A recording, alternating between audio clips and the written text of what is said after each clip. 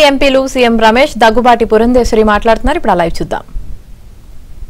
దానికి 15,000 కోట్లు కేటాయించడం మాత్రమే కాకుండా ఇంకా ఇతర సంస్థల నుండి కూడా వనరుల్ని తీసుకొచ్చే విధంగా మేము మార్గం సుగమం చేస్తాము అని చెబుతూ సావరెన్ గ్యారంటీ మేము ఇస్తామని చెప్పి కేంద్ర ప్రభుత్వం చెప్పినటువంటి అంశం కనుక కేంద్ర ప్రభుత్వం అమరావతి బాధ్యత తీసుకున్నది అని చెప్పి మీ మాధ్యమంగా ప్రజలకి తెలియజేస్తున్నాను.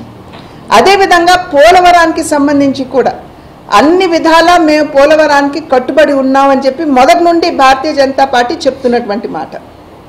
ఇవాళ దాన్ని తిరిగి నొక్కి వక్కాణిస్తూ బడ్జెట్లో నిర్మలా సీతారామన్ గారు పోలవరం నిర్మాణానికి సంపూర్ణమైనటువంటి సహకారాన్ని అందిస్తామని చెప్పి వారు ఇవాళ ప్రస్ఫుటంగా చెప్పినటువంటి విషయం. ఇది మాత్రమే కాకుండా ఇన్ఫ్రాస్ట్రక్చర్ డెవలప్మెంట్ ఏదైతే ఉంటుందో ఏ రాష్ట్రమైనా సరే ఆర్థికంగా ముందుకు వెళ్ళాలంటే మౌలిక సదుపాయాలు వస్తువులు కనుక సరిగ్గా లేకపోయినట్లయితే అంటే రోడ్లు కావచ్చు, రైలు కావచ్చు, పోర్ట్లు కావచ్చు, ఎయిర్పోర్ట్లు కావచ్చు, ఇవన్నీ కనుక సవ్యంగా లేకపోయినట్లయితే ఆర్థికాభివృద్ధి అనేది ఏ రాష్ట్రం కూడా సాధించలేదు.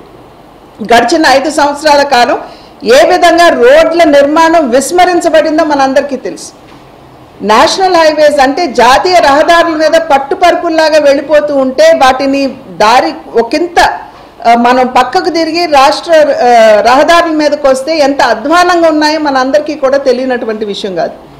కనుక ఇవాళ కేంద్ర ప్రభుత్వం ఆంధ్ర రాష్ట్రాన్ని ఆర్థికాభివృద్ధిలో సైతం ముందుకు తీసుకువెళ్ళాలి అనేటువంటి ఆలోచనతోటి మౌలిక సదుపాయాల కల్పన మీద వాటి యొక్క నిర్మాణం పునర్నిర్మాణం మీద దృష్టి పెట్టి అన్ని విధాలా కూడా మేము సహకరిస్తామని చెప్తూ ఇంతకుముందు విశాఖపట్నం చెన్నై కారిడార్లో కొప్పర్తి లేదు, కానీ కొప్పర్తిని కూడా చేర్చి ఇవాళ కొప్పర్తిని ఇండస్ట్రియల్ కారిడార్గా అన్ని విధాల వాటరు, పవరు, రోడ్లు అన్ని విధాలా కూడా సదుపాయాలు కల్పిస్తూ మేము దాని డెవలప్మెంట్కి మేము దోహదపడతామని చెప్తూ అదేవిధంగా ఓర్వకల్లు కారిడార్ ఏదైతే ఉందో ఇండస్ట్రియల్ నోడ్ ఏదైతే ఉందో దానికి కూడా మేము సంపూర్ణమైనటువంటి సహకారం అందిస్తామని చెప్పి కేంద్ర ప్రభుత్వం చెప్పడం జరిగింది.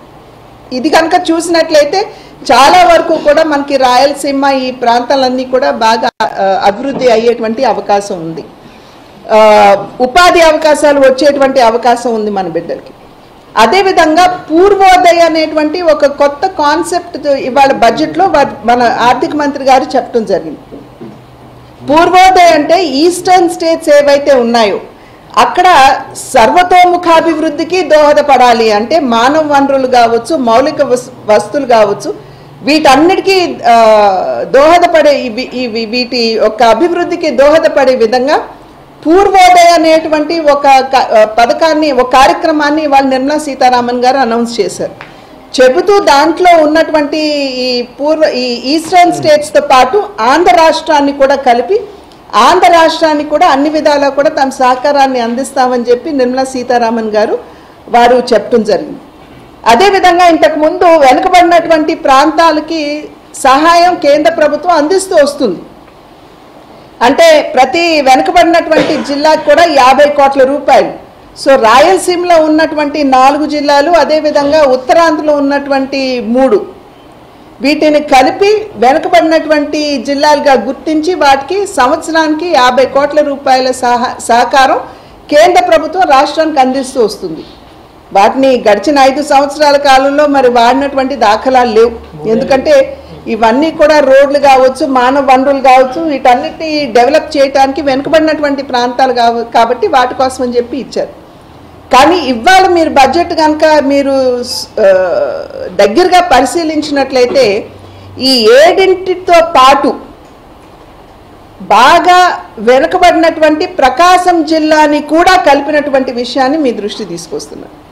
అంటే ఇవాళ 7 జిల్లాలు కాదు, మన రాష్ట్రంలో 8 జిల్లాలు వెనుకబడినటువంటి జిల్లాలకి కేంద్ర ప్రభుత్వం సహకారాన్ని అందిస్తున్నటువంటి నేపథ్యం కనుక అన్ని విధాలా కూడా ఇవాళ ఈ బడ్జెట్ని కనుక మనం చూసుకున్నట్లయితే ఇందాక రాష్ట్ర ముఖ్యమంత్రి గారు చంద్రబాబు నాయుడు గారు కూడా వారు చెప్పడం జరిగింది. నిన్న మొన్నటి వరకు వెంటిలేటర్ మీద ఉంది, ఇప్పుడు ఆక్సిజన్ సరఫరా అయిందని చెప్పి వారు స్వయంగా వారు వ్యాఖ్యానించినటువంటి విషయం కనుక అన్ని విధాలా కూడా నాడు నేడు రేపు కూడా కేంద్ర ప్రభుత్వం ఎప్పుడూ ఆంధ్ర రాష్ట్ర అభివృద్ధికి కట్టుబడి ఉన్నది, అన్ని విధాల సహకారం అందించడానికి ముందుకు వస్తున్నది అని చెప్పి మీ మాధ్యమంగా మేము ఆంధ్ర రాష్ట్ర ప్రజలకి తెలియజేస్తూ, అదేవిధంగా నిన్ననే నేను అశ్విని వైష్ణవ్ గారిని కూడా నేను కలిసినటువంటి సందర్భంలో వారు కూడా తెలియజేశారు, రైల్వేస్ అభివృద్ధికి కూడా అన్ని విధాలా మేము మా సహకారాన్ని అందిస్తున్నామని చెప్తూ రాజమండ్రి రైల్వే స్టేషన్ అభివృద్ధికి 270 కోట్లు, అంటే టు బి ఎగ్జాక్ట్ 269 కోట్ల రూపాయలు వారికి కేటాయించడం జరిగింది.